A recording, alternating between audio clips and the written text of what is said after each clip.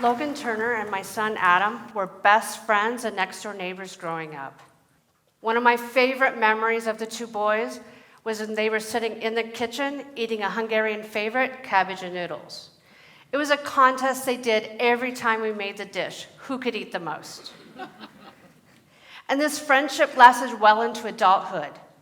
And on August 4th, 2019, Logan wanted to celebrate his birthday by inviting Adam and some other friends to the Oregon District in downtown Dayton, Ohio. My son was out of state at the time and could not make it, but the others joined Logan, expecting a fun evening. Unfortunately, that was the day 24-year-old Connor Betts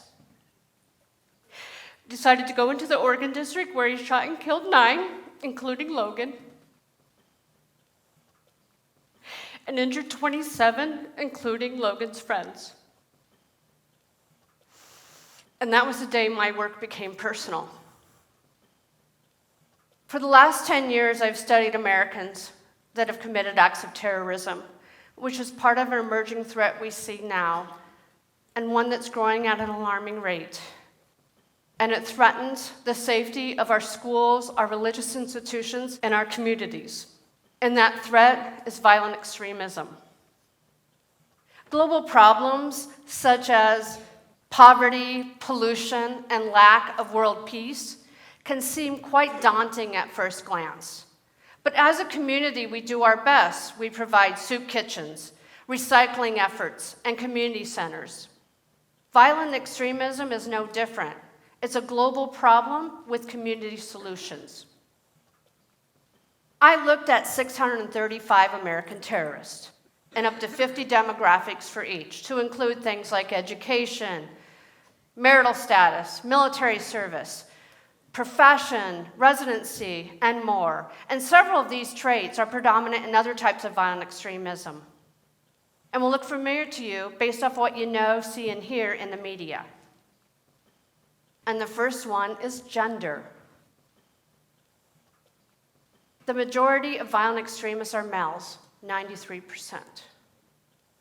But don't be fooled, my friends. Females may be the minority, but they're just as deadly. Males and females go into terrorism for different reasons. Males want to be heroes.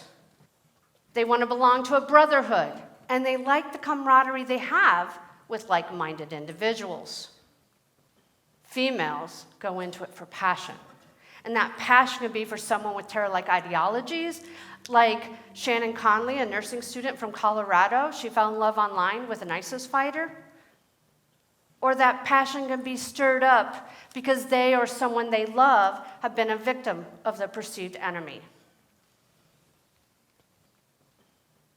The next one is age. And while the majority of the males and females are between the ages of 20 and 50, they have been as young as 14, 15 years old. Charles Bishop was just 15 when he stole a Cessna 172 and crashed it into the Bank of America Tower in Tampa, Florida. James Von Brunn was 88 when he shot and killed a security guard at the National Holocaust Memorial Museum in Washington, D.C. Bishop and Von Brunn were outliers. The average age is 22. 22 is also the age most graduate from college, which leads us to the next characteristic, advanced education and allegiance. And here we have a split. If aligned with a domestic terror group, like the KKK or the Proud Boys, they're less likely to have a college education. That makes up a small percentage of the terrorist population, roughly 9%. And the reason is, it is not against the law to belong to a domestic terror or hate group. So if a member of one of those groups commits a crime, it's less likely to be considered an act of terrorism. If an individual is aligned with an international terror group, like ISIS, Al-Qaeda, Boko Haram, Al-Nusra, Al-Shabaab, the list is long, it is against the law.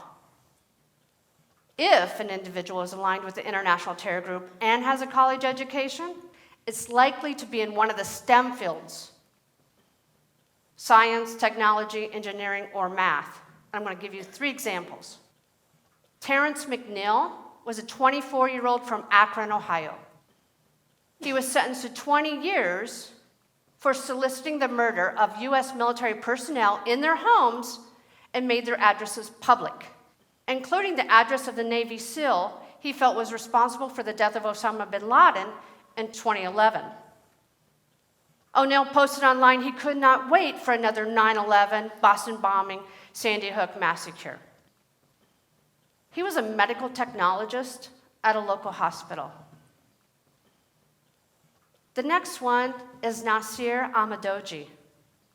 He was a 19-year-old from Beaver Creek, Ohio. He was arrested at the Columbus airport for trying to board a plane to go over and train with ISIS. His dream was to become a mechanical engineer. And the last one is Munir Abdulkader. He was a 21-year-old from Westchester, Ohio, and he was sentenced to 20 years for plotting the murder of a military base employee and was a chemistry and business student at Xavier University in Cincinnati, Ohio. International terror organizations have so many interested followers that they can be selective, choosing college-educated people, believing if they have them do a task, like plant a bomb, they're more likely to find a workaround if they encounter any obstacles. Now, I want to take a minute to just talk to you about the difference between a domestic and an international terrorist.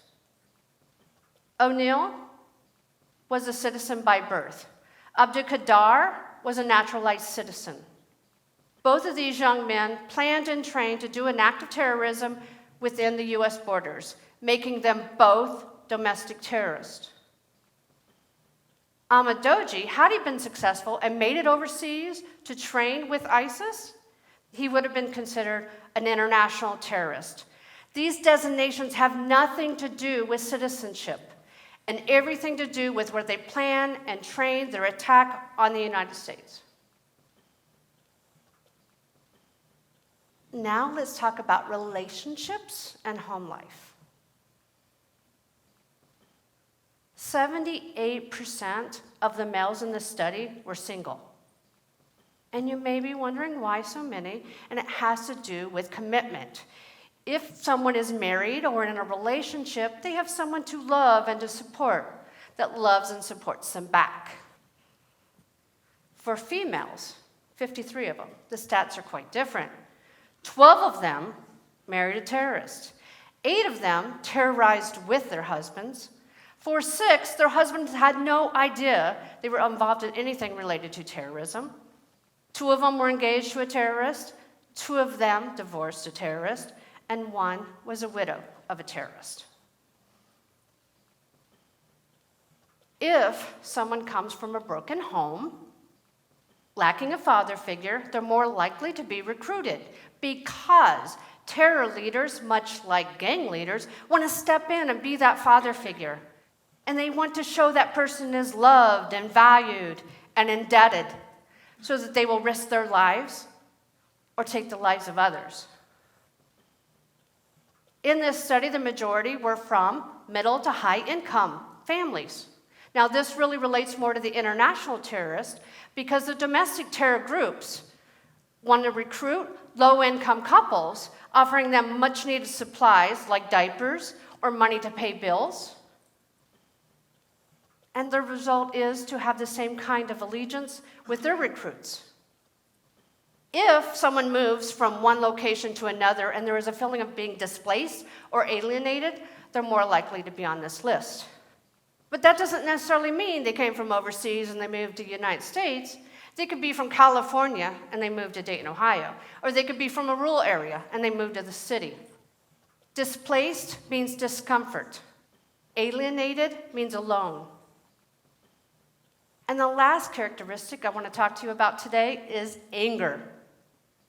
Angry people tend to be violent or commit acts of violence against others. This is not a secret.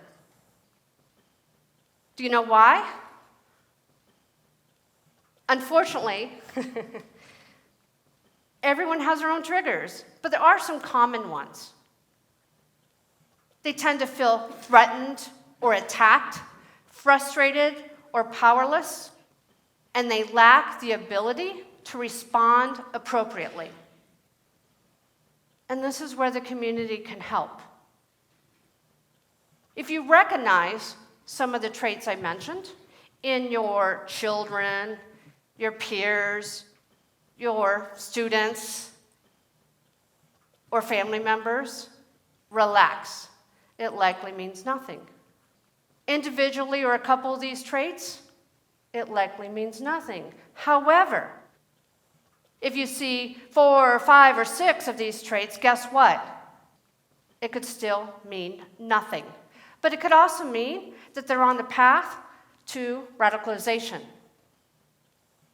And we need to change their path. We need to steer them down a better one. And you may be wondering, what can we do? We're all familiar with the see something, say something. And now I want to ask you to do something. First and foremost, be there for those most susceptible. Be their friend, their mentor, their big brother, their big sister. Encourage them to join productive groups. Help them with their resume so they can find gainful employment. Change their narrative to something positive. Talk to them about their home country, home location, social norms, and tell them about yours. And lastly, do not be afraid to call out or address their bad behavior. I know it can be really difficult to call somebody out on their bad behavior, especially those you love and support, and sometimes the signs are not really visible. The mother of a Columbine shooter said she thought her son's changes were due to adolescence. The Parkland shooter's mother did act. Unfortunately, she died of pneumonia before the shooting. While doing his residency at Walter Reed, Major Nadal Hassan quit bathing and isolated himself. And the people around him noticed, but nobody talked to him about it. Now is the time to say, to act, to do. But we don't have to do it alone. You have friends, you have family, you can reach out to professionals. We must understand the pathway to violent extremism so we can prevent it, so we can save lives.